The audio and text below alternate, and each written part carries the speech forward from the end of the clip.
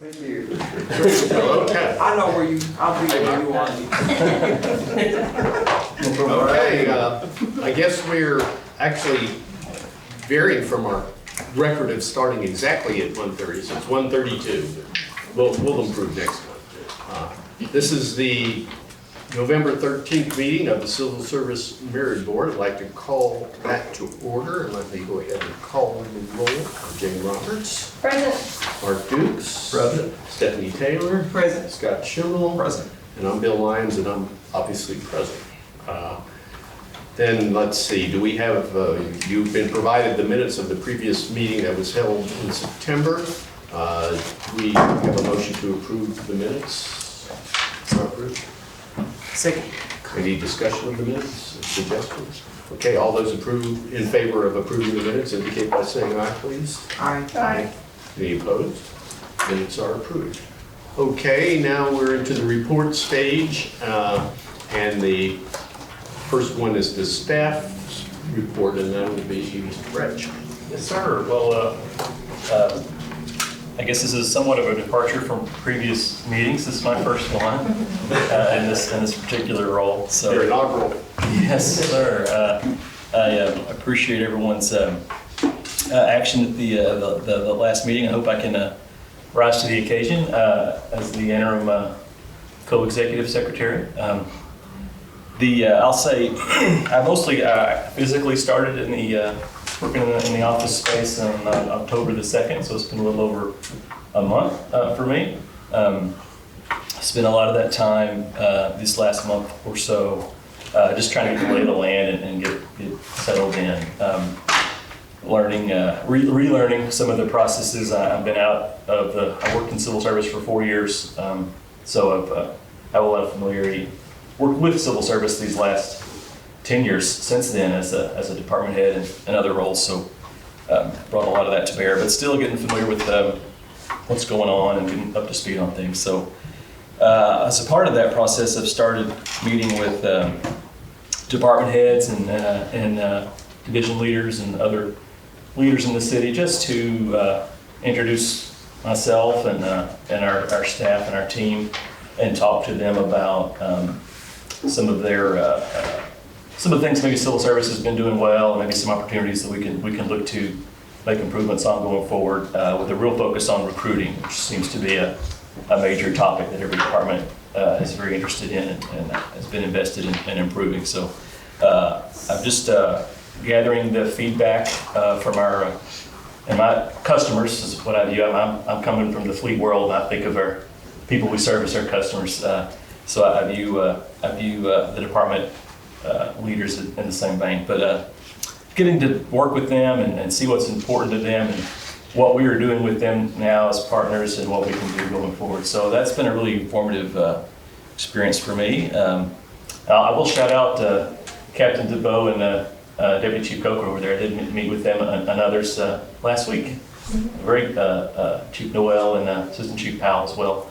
It was a great meeting, and as our largest department with probably our most critical staffing shortage, I felt like that was probably a good first meeting to have. So, so I'm trying to get the lay of the land and figure out how we can work with folks to help them with their needs. A couple other things I just wanted to highlight here, and of course I'm available for any kind of questions or anything. I've talked to a lot of you. I think I've talked to all of you guys during the last few weeks on the phone. I'm happy to do that anytime, obviously, but. Trying to realize some efficiencies and areas within the office. One of the things I wanted to highlight was the certification process. This is the process by which we, as a department, certify employees as employees, and then certify them as civil service employees, which they do after they achieve civil service status, usually after their first year for the initial employment period, and also their 6-month probationary period. One of the things I met with Vicki about, and Vicki's been really helpful helping me to get started here. She made a mention that we had some efficiencies we could realize in the certification process in terms of our procedures in the office, fixing up some spreadsheets and adjusting some forms and some of our communication with our friends in HR. So I've really worked hard on that to start with, and I think we've already got a pretty good draft of just a change in some forms and a change in some procedures, which I think will be a little friendlier to the staff, and I hope with HR as well. So I wanted to highlight that, and I'm happy to go into more detail if so choose. But in the same vein, we obviously have and Vicki reported on this at the last meeting, I know, but we have a contract with a vendor to help us with our oral boards. That is an ongoing project. It was a major topic of our discussion with KPD last week in terms of oral board testing, which is like a standardized structured oral interview, sort of like that, where candidates for promotion come in and interview with outside reviewers, and they get a score. It's a formal test. So we're working with our provider to update these oral boards and make them be of the most service to KPD for their promotional tests. And we're working with KPD as well, partnering with them to try to get that going. We're not finished yet, but we have sent some draft questions to them for review and working through that process. I wanted to highlight that. Similar update with the firefighter promotional positions, the upper level positions that we've highlighted here on the agenda. So this is an ongoing project that Vicki sort of passed the baton to me on. So I just wanted to make sure you guys know that that is still ongoing. We are still working on that and hoping to get those up to date. We have some draft tests that we have submitted to fire for their review on those positions as well. So we're working through those. And then I just want to highlight, I think I did go back and I have watched every meeting. I've not been to a meeting in a while in person, but I do want to try to make this as seamless as possible. And I did notice that Vicki always gives some stats here in our last bullet point. We have a lot of stats this time, but 23 active Step 3 grievances, 2 active disciplinary appeals, and 1 appeal in Chancery Court. So that's what keeps Teresa up at night. So there's a lot of activity going on in the hearing front. But so it's mostly on our part. It's just a lot of juggling and coordination, and then Teresa carries the load for the staff on that, which I very much appreciate. So that's a little snippet of what's going on. I'm happy to answer any other questions and about anything else we've got going on in the office. And if I don't have an answer for you right now, I can certainly get that to you. But basically, I'm just trying to hit this and get up to speed, and been talking to Vicki very regularly, and she's been really helpful in the transition. And I feel like things are going pretty well, reasonably well. So that's really it. Well, thank you, and we really appreciate your stepping in and working with Vicki. I know during this transition, and I know you all are interacting regularly, and so thank you very much, and we appreciate the information. Does anybody have any questions for Nick? Any update just with the Step 3 grievances? I know this is something we've asked about before, just that high count, 23, alarming. Yeah, well, I think the city filed a motion on the fire grievances, which is being evaluated. We've not heard back from the hearing officer on that. The KPD grievances, I know the hearing officer contacted the law department last week asking for a clarification. I think it was the law department and the attorneys for the, is that right? So that's correct. They're both proceeding. We're not at the point where anything has been scheduled yet in terms of hearing, nothing like that, but they're filing motions and evaluating motions, and they can follow up requests and that sort of thing. But they're that's where we're at. Okay. Thank you. Thank you. Okay. Kelly, do you have some HR? Good afternoon, everyone. I'll be quick and tell you about a couple things. We're still in the process of doing our benchmarking for this year, so I think we have about 50 positions. Is that correct? About 50, around 50 positions that are benchmarked that are going to be for general government. For the KFD, the fire department, I reached out to 5 different HR consulting agencies, and McGrath came in at the lowest bid, and they will be looking at the positions. We'll be doing benchmarking for uniform government for KFD only. And as you all may remember, last year we looked at the situation with KPD. So we are using an outside company again to work, and McGrath is the individuals that are going to be doing that. McGrath HR Consultancies. December's training is going to be December 12th. I always invite you all to our quarterly supervisory trainings. This month, December, we will be talking about atomic habits. So I asked the team to bring those to you all. So if anybody wants a copy of the book that we're going to be covering, we always pick a book and a topic for supervisors. And so this is another good one to help as we're considering how do we improve our staff and helping them along their professional journey. MTAS is an organization that we work quite a bit with, and several of our teams have participated in training. I've done training with them as well, and they have asked us to host, and we're looking to do a leadership training. So we're trying to coordinate the date and the location, but we're excited that the city will be the host site for that. It'll be a regional training, so the city of Knoxville will be there. TPMA, which is the Tennessee Personnel Management Association, has an annual conference. Vicki has always been involved in this, and with her transition, I've stepped in and serving on that committee. And so I'm going to keep you all up to date about that. It's coming on. It'll be April 2025, April 23rd through 25th.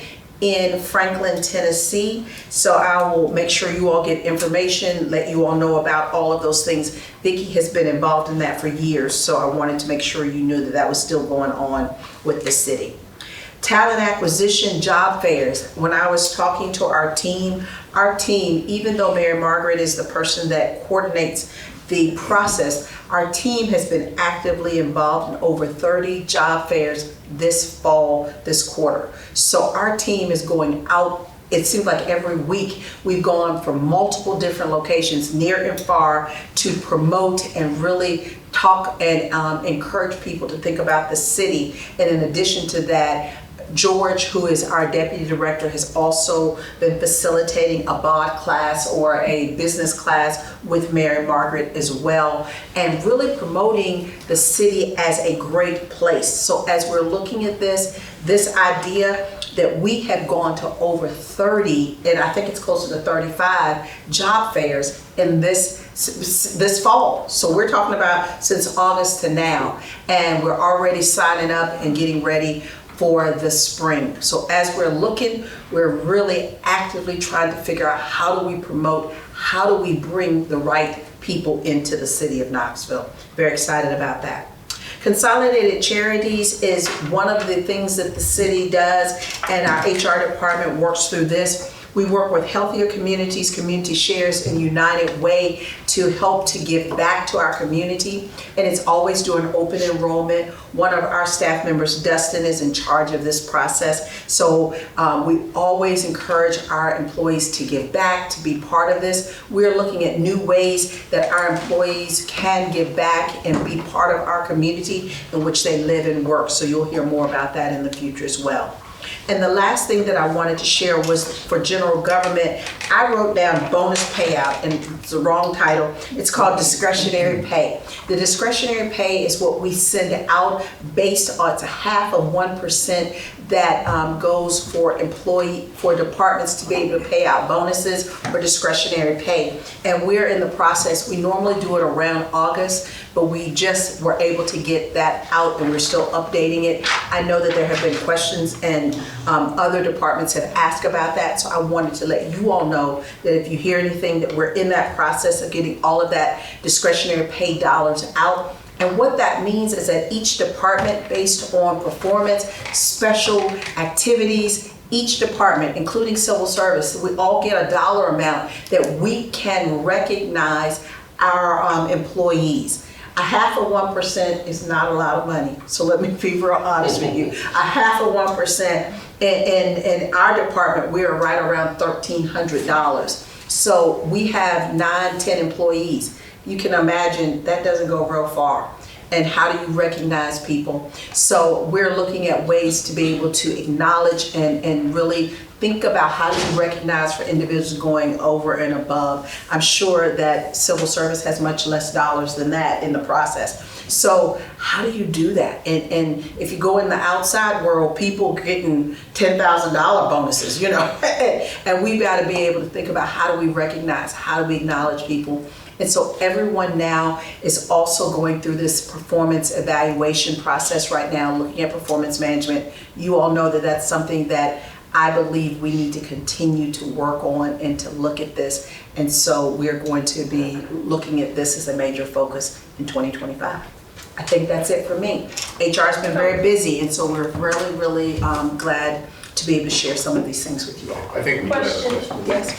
So, I definitely applaud you all for the amount of, job fairs and that you all are working hard to with that. What could the Civil Service Department do to make your life easier for talent acquisition? As we think about talent acquisition, one of the things that we are hoping to do in the future is to be able to allow people to apply for positions actually when we're going to these job fairs. When you go out, you want to be able to apply and look at that job and submit. So right now, that is not a possibility. We can do that some with police or certain things, but now we're going to really, hopefully, as we move forward, we will be able to partner up a little bit and we'll be able to offer that as an opportunity. So individuals see a position that's actually open. Right now, we focus on really building the city, but what we're hoping to do is to be able to look at actual vacancies and work and say, you want to apply for a public service worker, you can do this right here, right now, as we're looking at interns, looking at those types of things. So we hope that in the future we will be able to do that. Hopefully by spring, we hope we'll be able to get to that point. Sure. And absolutely, recruiting or retention is essential and critical for the city to continue its day-to-day options. Yes. And I just want to let you all know, if you have any suggestions for this board as how we need to instruct Civil Service Department to assist in any way, you have our full support. Thank you. And I just can't help but notice, I get on LinkedIn or I see job posts and I'll see, let's say, I don't know, chief of engineering position, something from another department that's shared through like the city post. Does HR have the ability to post jobs on other platforms? The answer is we have some ability to do some things. I'm going to ask Mary Margaret to step up. Will you come up and share a little bit more about that if you're all okay with her doing that? Yes.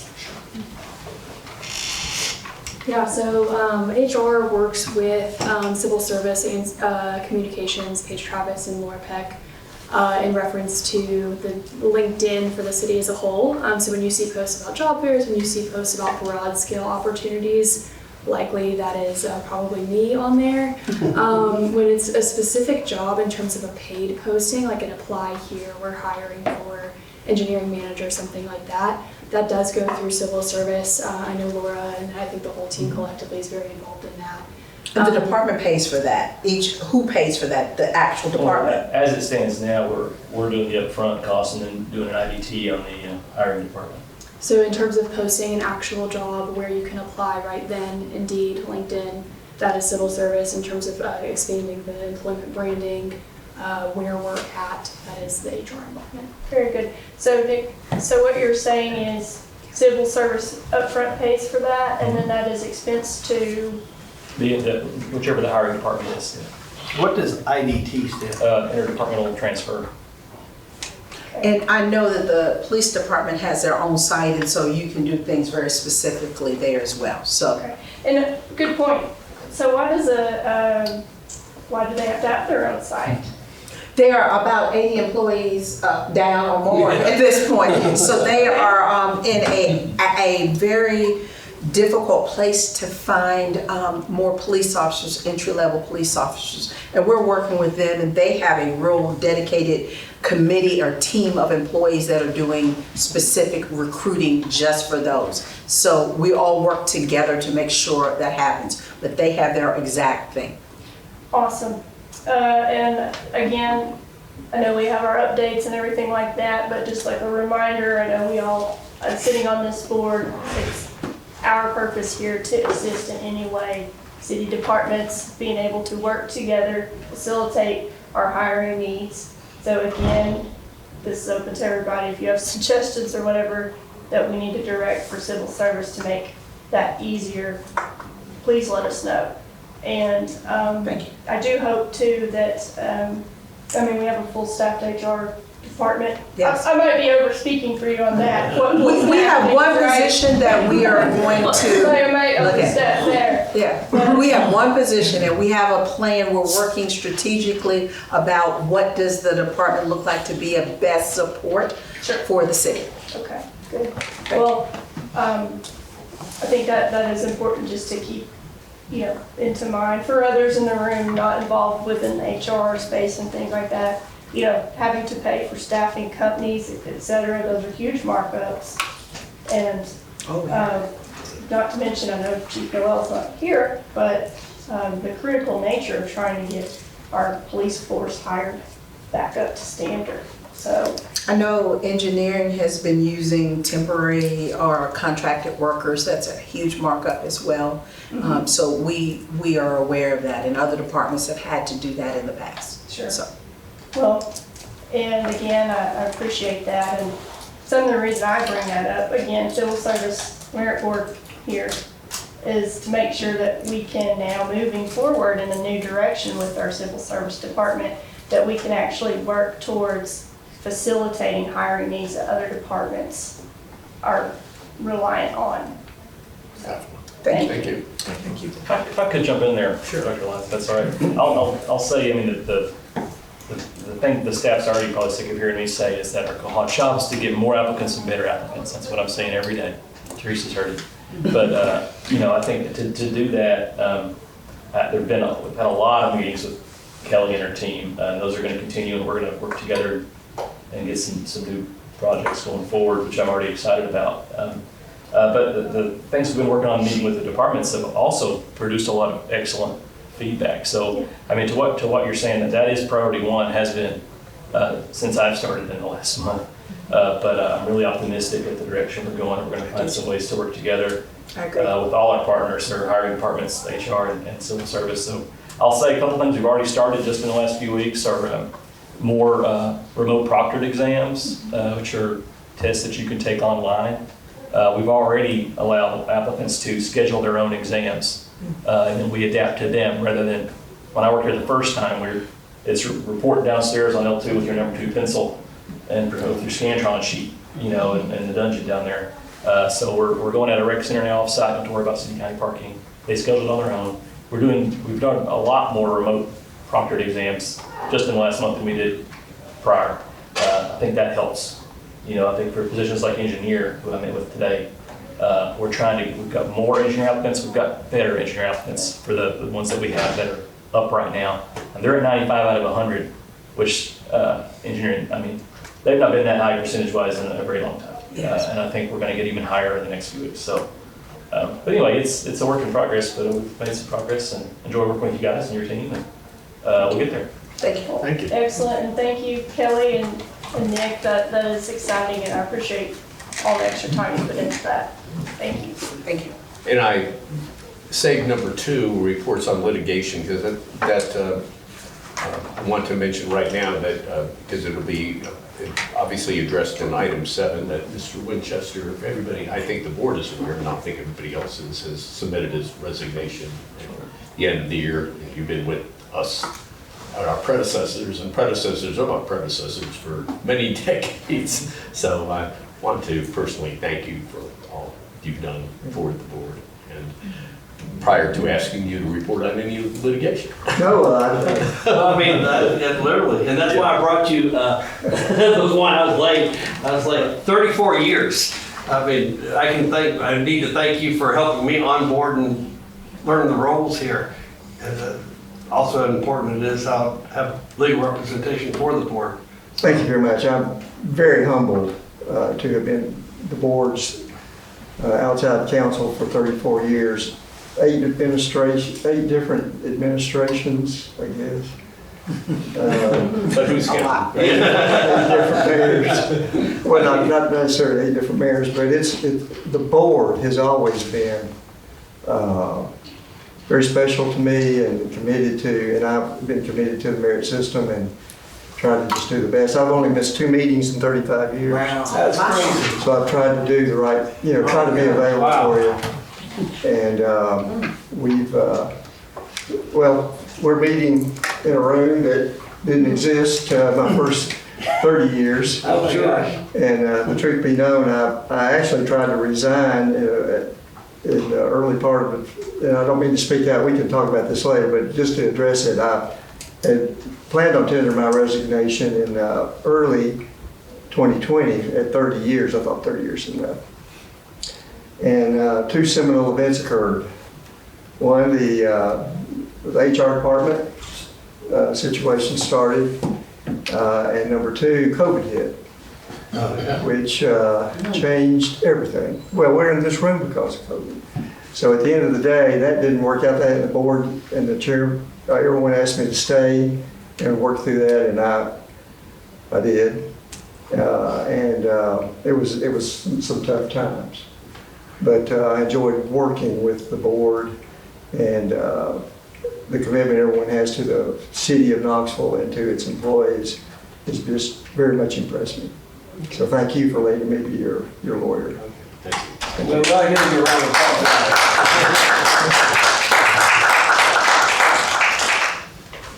Want to be anticlimactic, but do we have any litigation? I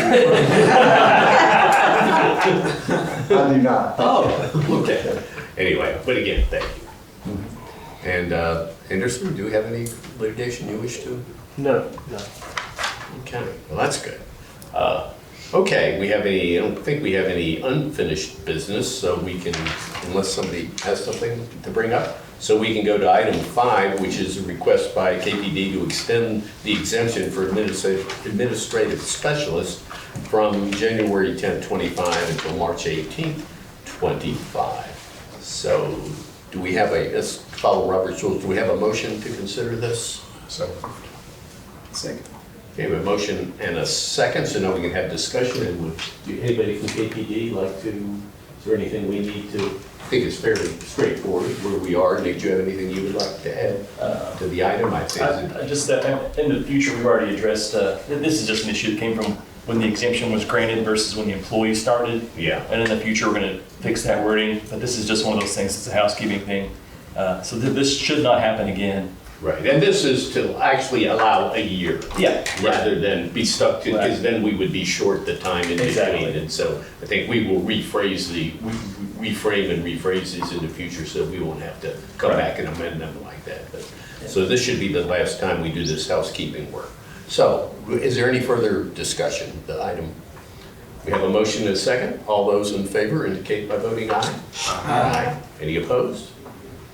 Ayes have it. Thank you. And a point on this, is there a way, Mike, that we could amend our rules that, I mean, things like people that are being hired under grant money or less than a year, that it's just an automatic exemption?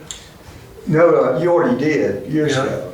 3202 of our rules Okay. covers that, and y'all follow that procedure exactly. So but you do have to But approve. you still have to do it individually. That's under our rules. Yeah, and the Is there a way to charter. amend that rule to it's automatic, that doesn't require approval, it's pre-approved as long as it meets those requirements? We'd have to just look at that. Quite frankly, your ability to exempt, only this board can exempt a position or extend it. So, and I think it's written that way because they wanted it written that way. That was years ago. So Right. if you wanted to amend it so you have to exempt, so we can't amend that out. Right. Okay, now the extensions, just have to look at that, but right now. Well, I'm just saying it's an automatic, I mean, we do it automatically, for a year under a grant, or it's left a temporary employee that's. Well, less than a year. now, you say automatic, in my tenure, there have been times that the exemptions have not been approved. That are under those Extensions, two criteria? Yeah, but that's usually vetted before it gets here and worked through by the civil service staff and then the department heads. And so that very rarely happens, very rarely happens. I hope that answered your question. It did, didn't give me the answer I wanted though. Well, Okay, we can't guarantee getting anything. Okay, thank you. Let's go on to item 6, and that's Jane Roberts has an update for us from the selection committee, and again, we want to again state our appreciation. Yes. All of our hard work. Absolutely. Yes. So we will be meeting to review again the job description and within the next week or so, and hopefully come to a finalization with that after review of legal. So we are looking to move forward with that. I hope maybe now that we are to this point, I know, let's see, we didn't meet in October, so that was September as a board as well too. I just hope that maybe it's a little more clear functioning now as to why we needed to have an interim come in to buy us just more time to make sure we are doing our housekeeping with civil service and making sure whoever comes in next as our executive secretary has a good slate to start from there. So appreciate Nick for volunteering to take on that.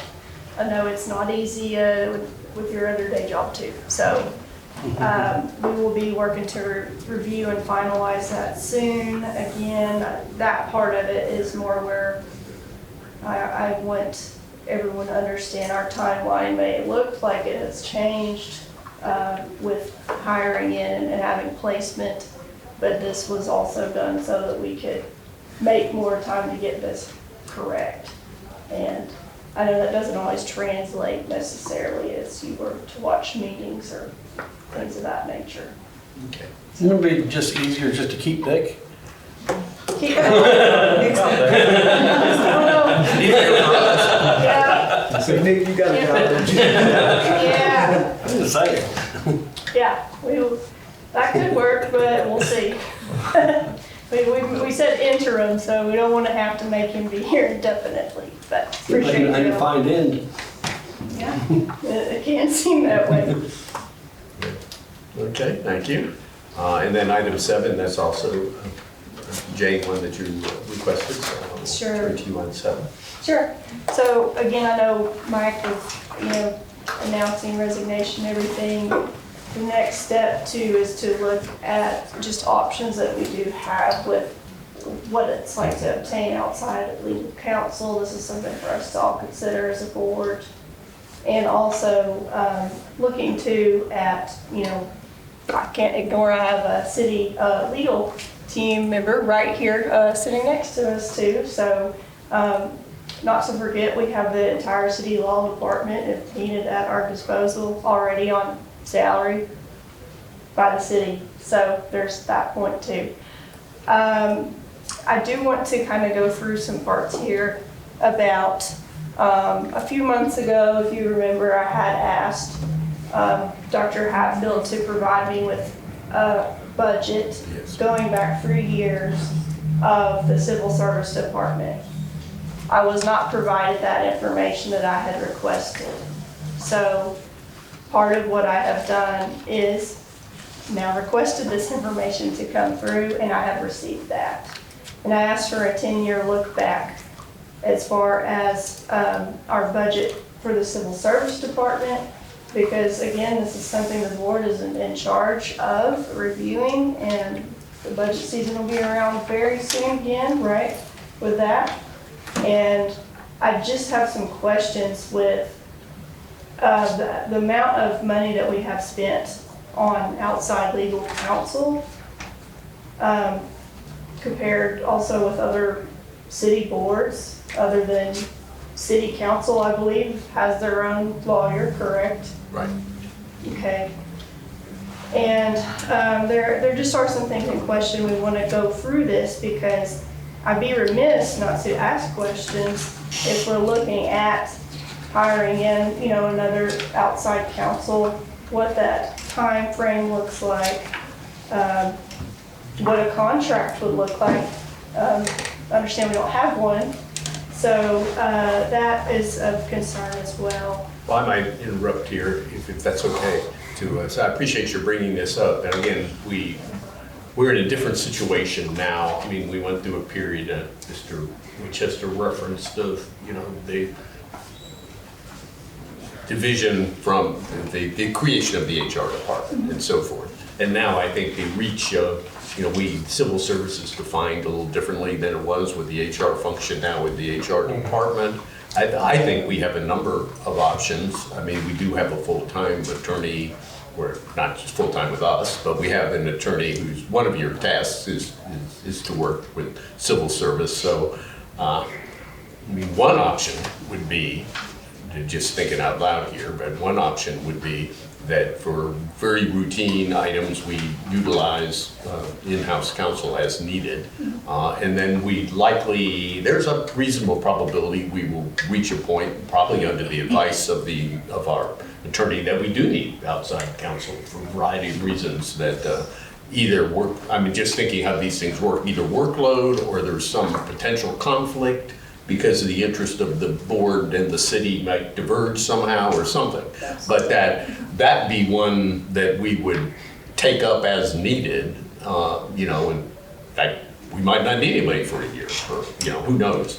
But that be an option, and it might be wise to identify such a person or go through a process to identify and have a contract with somebody who would serve with, or I don't know whether, and we can get some help on this, whether that be through a retainer to have somebody kept on board or just purely an agreement on an hourly rate or something. So I think we have some options, but I think glad you brought this up, because I think now with the change we have and the fact that we're in a different situation, I think we do have some options, and we can probably, going forward, make a lot use of the city legal services and probably have a lower cost to this. Yeah, I agree with that too.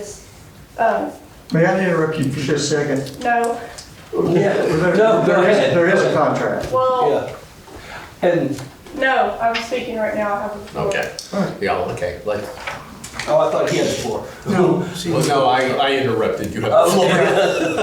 So, I definitely agree that I think, we have our city legal team here. Charles Swanson is the end all of legal here, our law director and ethics leader here. So, I'm very confident in our city's legal department to provide us what we need. And like you said, should there come a conflict of interest, that's absolutely acceptable to have someone on retainer for use.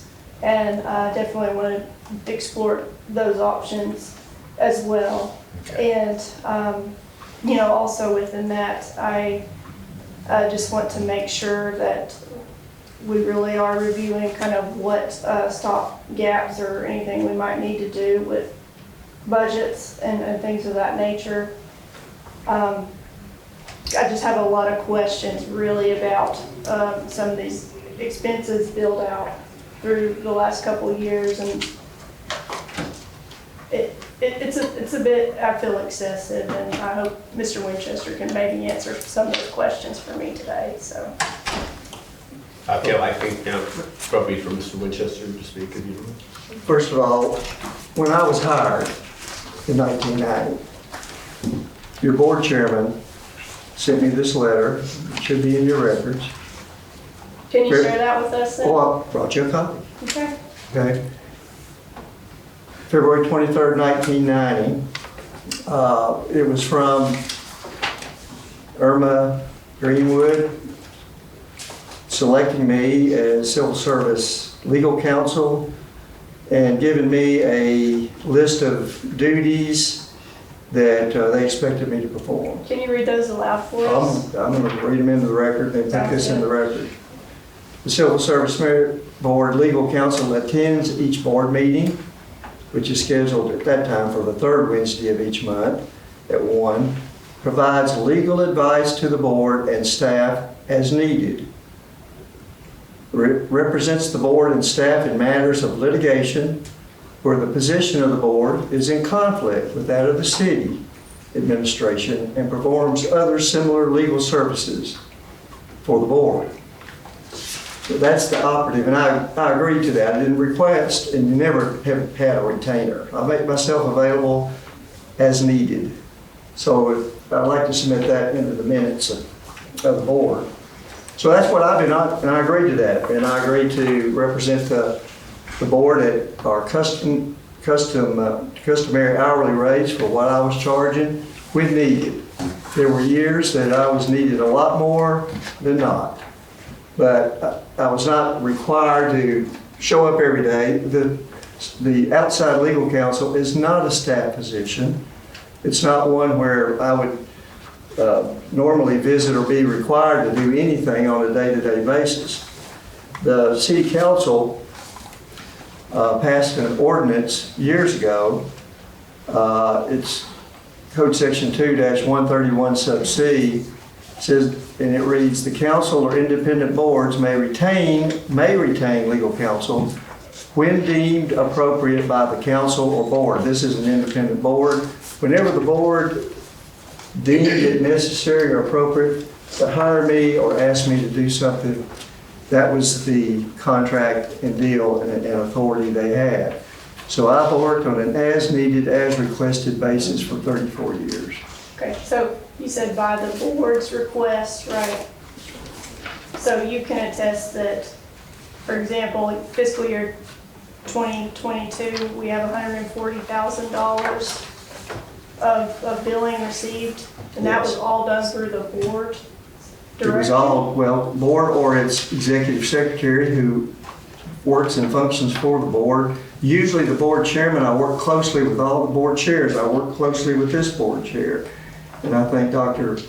Lyons would agree that things that we were doing and asked to do, I always made sure, just like the pending items, do you want us to do that? Do you want me to do the things I'm being asked to do?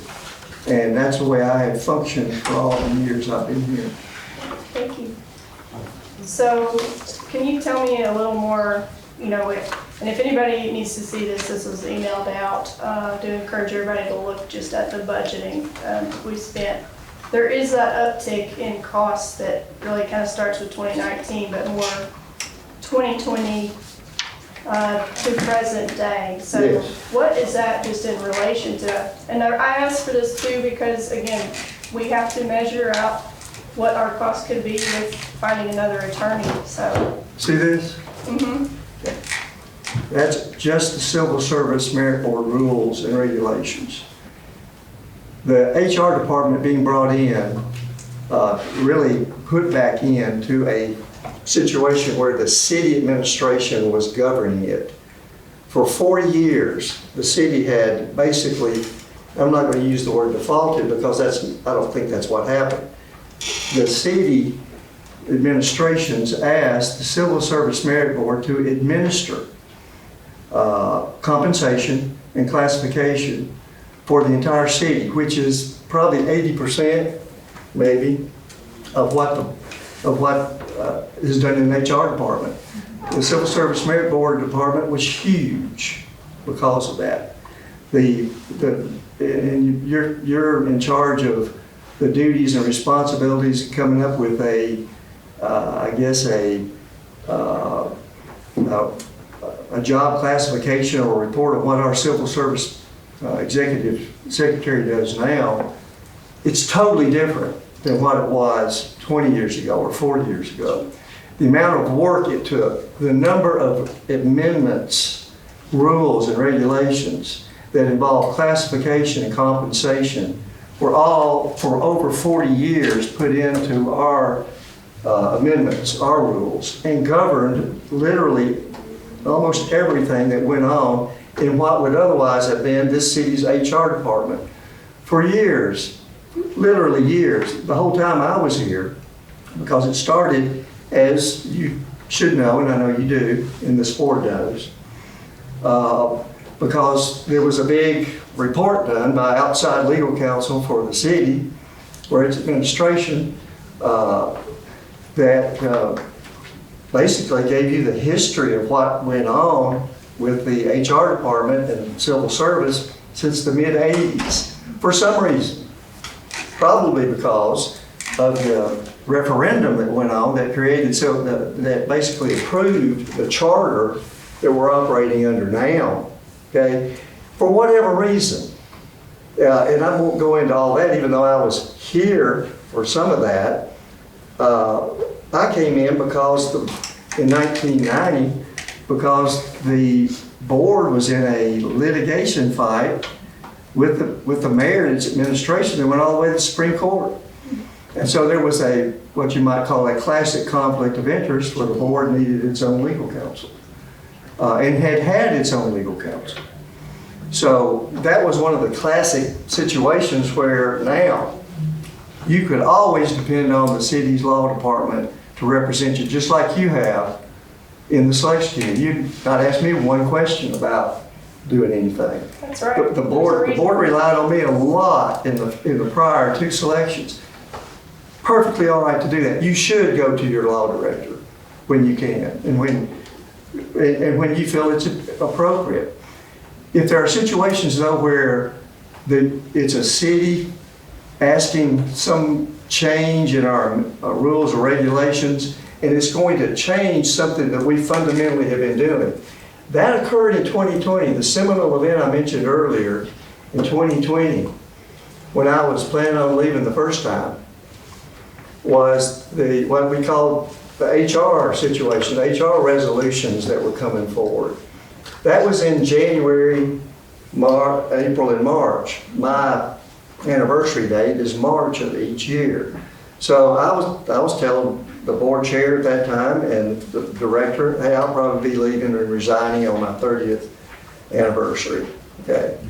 That was all well and good until February and March when the HR situation started.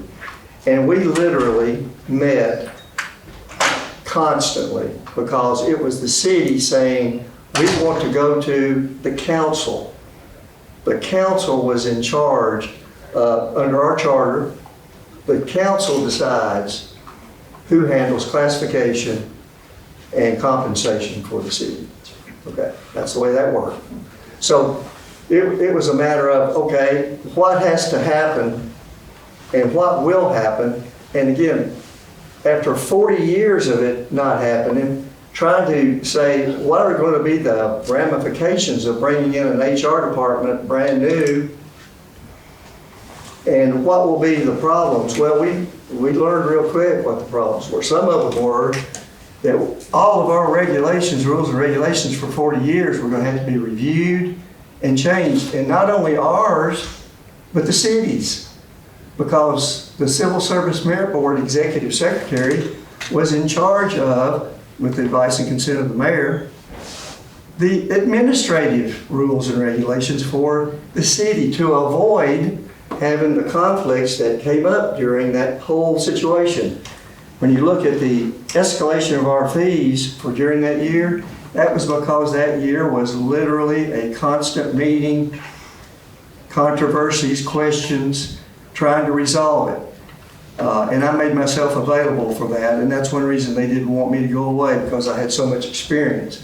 What we didn't know was that we were literally going to have to rewrite almost every rule we had, because the executive secretary and or civil service had been in charge of everything on compensation and classification, most of which, except for and we got into a word that I'd never really used before, the functions of city government, the functions of HR, the functions of civil service, how they were intertwined. For instance, the charter specifically required, and still does under Section 1005, only promotions can only, or the rules and regulations that we promulgate have priority over anything else that anybody's can do on compensation. So we had to go through, and I worked with the law department with George Shields, I hope he's listening. Worked with George a lot, with the law director, Charlie Swanson. We met and talked all the time because we were wanting to get it right. So why have those rules not already been updated for the civil service? They have been to a great extent. The classification, compensation rules, a lot of it depended on the administrative rules. And again, this isn't a blame game. I have a lot of respect for HR. And we've tried to work to help. There was a transition year where the HR department and the civil service, there was a committee, a group of people. I wasn't on it, but I was constantly requested to give advice to, our board chair was on it and others, about what can we do that's legal, because we wanted to be sure. Sure. Okay, as I know we all do sitting here, that we were doing it right. Right. So, it took a lot of time and effort to do that. Then multiply the complexity by 10 when COVID hit that same year. Because we were given an executive order in March of 2020 that if we wanted to meet, have public meetings, we had to do them a certain way. It reinvented the wheel for our public meetings from that point on until the executive order was canceled by the governor. That's why we're in this room now. We didn't have any of this. We used to meet in a small, little, tightly compacted room. Zoom's still available. Well, I understand. But at the end of the day, we had to go through and be sure that we were complying with the Sunshine Law, the Open Meetings Act, as changed by and implemented by the executive orders. And we did that as well. So I'll be honest with you, I never looked to see how much money we charged during that year, and and then in 22, which is of course with the changeover involving the EEO and other rules and regulations that were coming about there. But in 22, we were getting to the point of actually implementing a lot of changes, and there was a lot of changeover in our actually approving rules, changing rules, and then the comparison to the administrative rules for a real good reason. One reason, if you looked at the old admin rules that the city had for years, the executive secretary of the Civil Service Merit Board was the one in charge of those. Not the law director, not HR, not anyone else. It was, and for a real good reason. The mayors of the city for years wanted to be sure that their rules, admin rules, didn't conflict with Civil Service Merit Board rules. So they were constantly being looked at and complimented, if you will, because we didn't want one set of rules for the city and a different set of rules for civil service. Sure. And so when we pull that, let me finish, please. Would the city's law department be able to handle that? You could ask them that question, okay? Because what we were having was the city wanting to pull things away from civil service. Is that a conflict? I don't know. But the city and I worked, I thought, pretty well together because I had so much experience. Well, the admin rules are always under the mayor, and that was delegated out to the executive secretary. Absolutely, because the mayor had to still approve them, but they were recommended by the executive secretary. Interesting. So now the EEO, I mean, I was here for that, and I remember the work done, so I don't know if that goes into 2023 or 2022 there. It's 2022 and 23, Okay. mainly in that time frame, because what had happened, and again, I'm trying to answer your questions and trying not to be insulted at the same time, because my bills have been a matter of public record and have come into civil service, have been approved by the city and paid for years, and I've never until this day, sitting here today, ever had anybody question a bill I've sent. And I'm not sure you are, but what I think you're doing is doing your job, and That's I want right, to answer exactly your questions right. because I want to make sure, and I know you do, that the budgets, how much money, et cetera, that comes in, and that we budget, because I would be called and asked, what do we anticipate a legal budget to be in some years? Not every year. And I'd say, I have no idea, because I'm not requesting a retainer. I'm responding as requested for work. It's up to the board, executive secretary, or whatever was coming our way before I would know when I was, as the contract or the retention agreement that the board and staff would request as needed. I've been on call for 34 years and given my best effort to respond. Sure. Okay, so that's, but the two, what I call seminal sea changes that have occurred have primarily been the compensation, classification, the swap over, and then the intermeshing back with the HR department that had been basically dovetailed into the civil service for 40 years. And we had to make sure that we were doing things right. It took a lot of work. I didn't know, quite frankly, that's a lot of work, but that's what it was. Well, and I appreciate, this is just things that we all need to talk about, so we know, again, with budgeting and time, we don't want any gaps left over from a 34-year tenure within that. So, part of the reason why this is being questioned or brought up is because this is a new board. And this is a new time of making sure that we are, filling our duties and holding accountable, especially for spending, et cetera. So that is why I am asking questions. You're exactly right for that. I have absolutely no problem with that, Sure. because that's why I'm telling you, I'm here to represent this board. If there's a question anyone's ever had about a bill I sent or work I did, I'll be glad to answer it.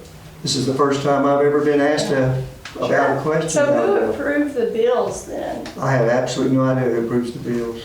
Those go to the executive secretary, don't they? Yeah. And then Okay, the- so Dr. Hatfield or? It's a standard requisition process. Okay. The Ava in the office fills out the requisition. It's signed by the department head, myself now, Vicky before, and then it routes to the finance department and is processed by the treasury. Okay, so. The city pays me. Dr. Hatfield. The city has paid Yeah. for you. Well, the city has definitely paid a lot of money. Have you ever, with Dr. Hatfield, had to represent her in any other personal litigations? I've represented her in personal litigation before one time. That had nothing to do with this board. Okay. I find that to be a little bit of a conflict of interest, if you ask me. Not by ethics. Why would that be a conflict of Not by interest if ethics. it has nothing to do with the board? Yeah. Does it? Because I see a ton of billing coming out of here through these numbers. And I've looked back at past civil service merit boards in the past 10 years too, and I've seen a lot come out of that, or times, stoking fires. We've read the News Sentinel articles about Dr. Hatfield too, and the recordings and everything with, the fleet and looking through that. I just have concerns. I'm sorry, but I'm going to say it. If we have somebody on retainer that is also working for the, Dr. Hatfield here is in a private litigation matter. Because I have real question too with all of these increases. You just see this enormous jump in these late fiscal years, and I do concern that any of that could possibly have been, what if it was working for Dr. Hatfield on city time? Now I am I insulted. have a question. I'm insulted now. I'm insulted for you. Well, I apologize. Hold on, let's stick I to mean, the that's- rules here that, Yeah. I guess, so would you like, are you ready to recognize Mr. Duke? Say you. No, I'm not. Okay. This is exactly why I feel that I was silenced in trying to bring these budgets forward months ago when I requested Dr. Hatfield send me this information. She had specifically asked me if I wanted to share that with the rest of the board or just to me. And I said, no, I want to go public with it because I want the city employees to be able to understand where their money has been paid out to and how long and how much time with that. And the fact that this was not divulged to me easily drew concerns from me. And then the more I got to looking at the budgets and everything, and I've seen the line item invoices, et cetera, within that, I have major concerns, especially this uptick in that. And Mike, you've acted as a defense attorney for Vicky essentially towards the board since I've been here with my tenure. And I just have some major conflict of interest things. And now I feel like there is a money trail to at least let me know kind of how that goes along. So, That's an accusation. Well, I want to, Well, that's incredible, why do you really. shut this down? I mean, it's so far over the line. I mean, How is it over the there's a line? leap of logic there, that they're saying. Guys, I we're mean, not getting anywhere doing what we're doing. Yeah, exactly. I'm saying that conversation that needs to be not at this time, if the disagreement like where you all are. But moving forward, we need to be able to get there. And so all the bickering and doing all that, I don't think that is the betterment for the board, for where we are. So, Chairman, if you can get us back on pace Well, and, yeah, I because think that's, I'm we gotta do hesitant better. to try to quash board discussion, you know, because we are fundamentally responsible, you know. And I would say I appreciate, I think it is our, you know, some of these are unpleasant sorts of things, but, you know, reviewing expenditures is under our domain. Now, I do agree that all this leads to, well, I guess you wanted to be recognized. So, No, okay. fine. I think where I would take this right now is we've obviously been through a period of a lot of activity moving from HR to moving to HR. And we've obviously had a lot of activity having to do with some other matters. Now with involving rulemaking, especially that we've discussed. I think the question before us is now that a lot of this is done, I don't anticipate that we're gonna have more,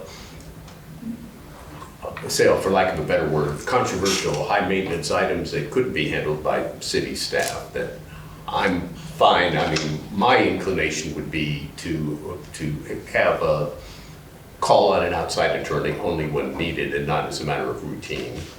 And probably it's worth our reviewing, or maybe the chair should. I admit I discussed generally with Mr. Winchester where we were going as we did, but not every bill. In fact, I was not looking at bills. Those were going through the executive secretary. Maybe we all need to, not only this, but probably as part of our due diligence, we probably ought to look at the budget. And I think, I appreciate your bringing that up. I think the board historically has not done that. But that doesn't mean it's appropriate. I mean, you know, that's something that I think we can improve our activity by doing. So now I don't know in terms, we don't have an action item here. We have a discussion. So I think we can do a number of things. We have to come up with a plan moving forward, but it's not an emergency. For now, we have counsel here that if we needed, we can ask, and then we can maybe be a little more deliberative about how we handle. Does anybody else have any, do you, Jane, have any suggestions as how you'd like to have it, or anybody else moving ahead? Sure. I mean, I think that it's good to look at, you know, bids and contracts as we do. And again, I say this moving forward, and these are why these questions are asked as a board. It ultimately does come back to us. I'm serving on this board like everybody else, and I want to make sure that we are checking and doing right by the city, and especially with our expenses with that. And I mean, that is all of our responsibility. So, yeah, in doing that, I think it's okay to look at putting that into future meetings just to see what we need to have for a retainer purpose. Right. Right. Okay. On this item, does anybody else have anything they would like to add? Okay. Do we have any other business before the board? Any new business? Okay, we have a Motion to adjourn. Second. We have a motion and a second. All those in favor of adjourning, indicate by saying aye. Aye. Opposed? Thank you.